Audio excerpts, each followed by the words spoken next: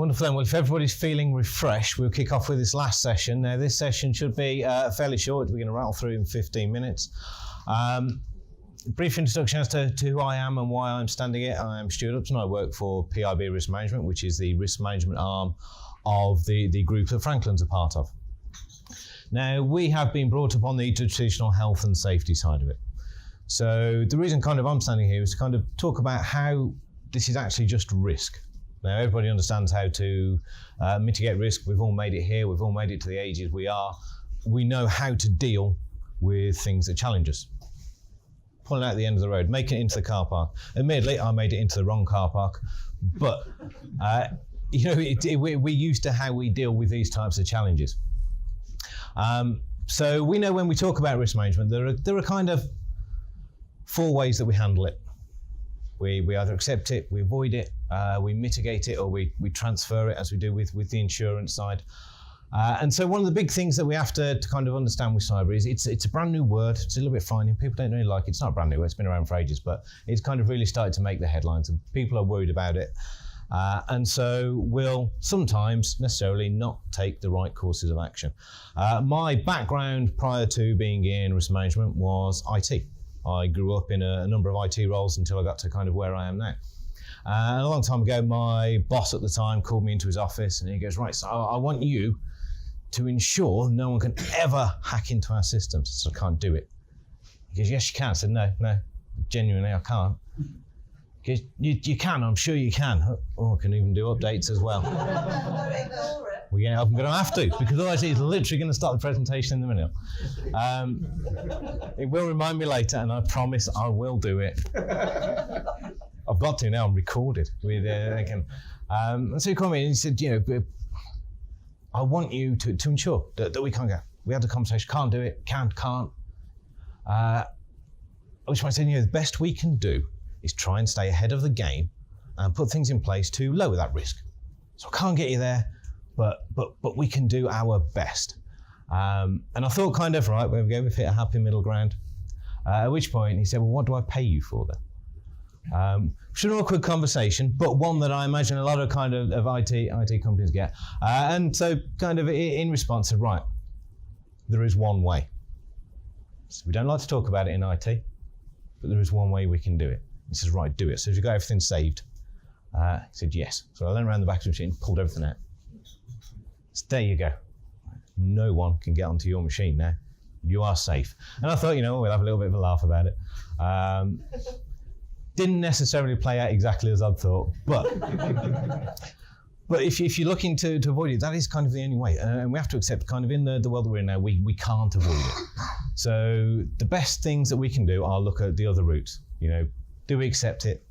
Well, that's a bit brave to just go, well, what happens, happens. We'll get on with it. Or do we mitigate and transfer? Transfer is great. Make it somebody else's problem. If it does all go wrong, that's all right. They'll pick up the money. To a degree, obviously, they're still going to like us to put in some good controls, which is where the mitigation comes in. So we should be looking at how can we actually control this. Now, we are used to doing this. We do it in so many different areas. And one of the key things we talk about is how often does a building burn down? Fairly rarely, but we understand what caused it to burn down. And so we put all things in place, we insure it. We have fire alarms in place to help us detect it. We have fire drills to help us know what we're supposed to do when it does go wrong. We've got fire tests that we do every week because we have accepted what the risk is and said, let's put some mitigating factors in. We train all our staff. We go, right, this is what's going to happen. If you hear a fire drill, we did it right at the beginning of here. If you hear a fire drill, you run out that door down the stairs, lay it out into the car park. That's training, very brief training, but it's nonetheless, it's training. It's making everybody aware of what they should do in an event. One of the challenges that we don't have is we don't tend to do it as often in cyber, in IT. There are great resources out there. There's the police, brilliant, free resource. I didn't realise until the other day, until yesterday, literally, the police are a free resource that we can call out when we just want a bit of help and advice on it. I always thought it was when someone's tried to take my car off on front drive. But it's a fantastic resource. And so that's what we should be looking to do. We are there to mitigate these risks. So we should be putting in good mitigation rules and procedures and policies around it. So we look at what our risks are. We look at who may be impacted by them. Now we know that, we do that in all the other sorts of risks. We then go, right, what are the controls that we've got in place at the minute? We do that every day with all our other sorts of slips and trips. You know, who might be harmed? Everybody that comes into the building, how might they be harmed? They're going to slip over on the floor, potentially damaging themselves. So what we're going to do, right, we're going to tell people, if you see a slip, clean it up, put a wet floor sign down. So what we're not doing at the minute is exactly the same principle with cyber risk, which we should be. Arguably, it's just another risk, it's just as easy to do. Now, when we come to, one of the key things that was kind of raised earlier is making the right call. Now, as management, we have that responsibility. It's great. You know, we have gotten to where we are. We get to make really important decisions, really good decisions. But it is making those good decisions. And when it comes to things like cyber, it can be very easy. And, you know, I'd say I have a number of friends, but I work in risk management, so everyone's going to know he's lying, doesn't have friends. I have another number of people that accepted my connections on LinkedIn that tell me about, you know, when things actually happen and when things do get reported. And the most common time for a cyber incident to be reported is 3 p.m. on a Friday. Now, it isn't the most common time for it to occur, it's just the most common time for it to be reported. So you've got this opportunity in time. And I was told, right, what should I put in my presentation? Use a case study. Everybody loves a case study. And I thought, well, okay, let's put a case study in. So the case study I'm going for kind of takes us back a little bit. It's 1975. The mayor of a small American town is required to make a decision. Now, it's a tough call. And the call he makes is to put the reputation and prosperity of the town over and above everything else. Now, it's the same sort of challenge that we may face in businesses. We've got a reputation that we need to uphold. The fear of something getting out is terrifying. And he made that call, and as a result of it, a number of people died. Nothing to do with cyber. This was a fictitious shark that swam around the coast of Amity, and he decided not to close the beaches, and also resulted in a 9-year-old me not being able to go swimming for a number of years, purely because every time I got in the water I heard the music. But he made that call, and he stuck with it, and as a result, bad things happened. Now, the problem we have is exactly the same thing here. We have to make a call, and when we make that call, we have to be acknowledging of the fact that there are people out there that can help. And putting your hand up early doors, and that isn't necessarily management, that's everybody within the business. As soon as you have clicked on that email, because it will happen, it does happen every day, you go, well, did not mean to do that, this could be bad. So you raise it, you don't bury your head in the sand. So everybody needs to know, the first thing you do, yes, emails are coming, yes, there's great technical things that we can put in place. We are still the vulnerable ones. You know, we are the ones that love to believe that the HMRC owe us £375. I haven't received that text yet. I would love that text. But everybody needs to kind of understand and be aware that you take action. We will talk about training. We do a lot of courses, and we do the Cyber Essential scheme, great scheme. You know, we do that. Show of hands, how many people are on Cyber Essentials at present, or have gone through that, or how did you find it? Was it basic? Yeah. Did it focus largely on the physical risks? So ensuring that, you know, when they ask great questions, is the firmware on your firewall updated? And you think, yep, no, there we go. Yeah, sure it is. What's my firewall? I've got a fire guard. I'm not sure what a firewall is, but so that's kind of the big challenge that a lot of people face. It asks a lot of technical questions. It's great that it does ask technical questions, because those technical questions need to be asked, but you almost need a translation service. And there are people out there that will be able to help you kind of with those translation services. You know, it is a very valuable tool, but the other valuable tool is focusing on the 80% of where that risk comes from is the people. Getting out in front of people, putting policies in place. If you've got access to training resources, use those training resources. Make sure everybody knows what they should be doing. I'm looking across at Sam now because she's just looked at her watch. I only have 15 minutes and have a habit for overrunning. Am I still in time? Okay, there we go. So train your staff. And the other important thing that you will have kind of come across, especially with the talks of GDPR, is understanding what you've got.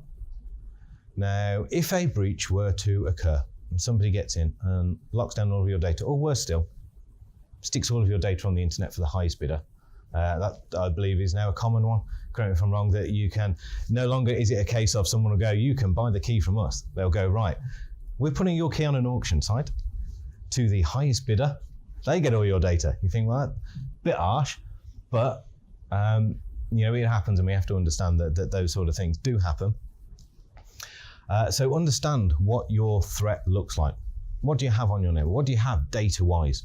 Do you actually need it all? GDPR, everyone's going, oh my God, GDPR is causing me all sorts of issues. But in actual fact, it's actually a great thing, because GDPR said, right, look at what data you got. Do you actually need it? If you don't need it, why have you got it? Get rid of it. If you haven't got it anymore, it can't be taken. You can't lose what you haven't got. So you get rid of it, you archive that stuff off. Yeah, I don't need to keep those records anymore. We're slightly stuffed, we're health and safety, we're going to keep it for 40 years. Yeah. It's tough on us, but that's our IT, so that's from not mine. So understand what your threat landscape looks like. Figure out, do I need to keep all of this? If I don't, get it off. Not necessarily get rid of it, but archive it to somewhere safe. So that it can't be encrypted. And also that works in another way. You get these online cloud backups, great. It's brilliant. I had a customer a long time ago that came to me, said, right, stuck everything on the cloud. Fantastic, great. How did that go for you? I said, brilliant. Says, is it continually updated? Says, yeah. Says, have you tried restoring it yet? Says, no, not yet. Says, but they tell me it's all there. Good, it's all there. But have you actually asked the question of, if I need it back, how long is that going to take? He said, well, no, should I? I said, be a good call to make. And the result is, he said, right, I can get it back, it'll be about 5 days. Said, right, that's not an ideal. Don't know how you feel about it. If you're happy with 5 days that you don't access the data, great. But make sure that you have these things in place. But by threading out and getting rid of the stuff that you don't actually need, you make all of your other processes a little bit more efficient, a little bit faster, and you reduce the risk of everything that you have. Now, I could and do go on for a very long time on this subject. To the point of, I'm probably not going to be asked back, am I? Yeah. So it is very much kind of to surmise and finish up and let everybody get on with whatever remains of the refreshments at the back of it. Risk is risk. We all know how risk works. We cope with risk every day. The bit that we are, should we say, largely more resistant to on this risk is because it's often seen as IT's problem. And you think, it is, but a lot of people confuse IT with cyber prevention and risk management. It's IT guys have a tough challenge. IT teams will struggle for finances because they're a cost center. They're not a revenue generator. They don't tend to make you money, so we'll tend to get less revenue put into them. If it's working, great. If it's not working, why is it not working? I'm paying you to make it work. So understand that this risk can be addressed in a variety of ways. Start with training. If you do one thing, educate the people that you work with. Let everybody know the risks they face and what they're supposed to do. If you can get the free raw citizen, great, get them. If you've got tools that you can access. If you need people like us that are risk management sorts to come in and deliver those sort of things, there are people out there that will do it, and it will help make your business and the people that work within your business that a little bit more secure.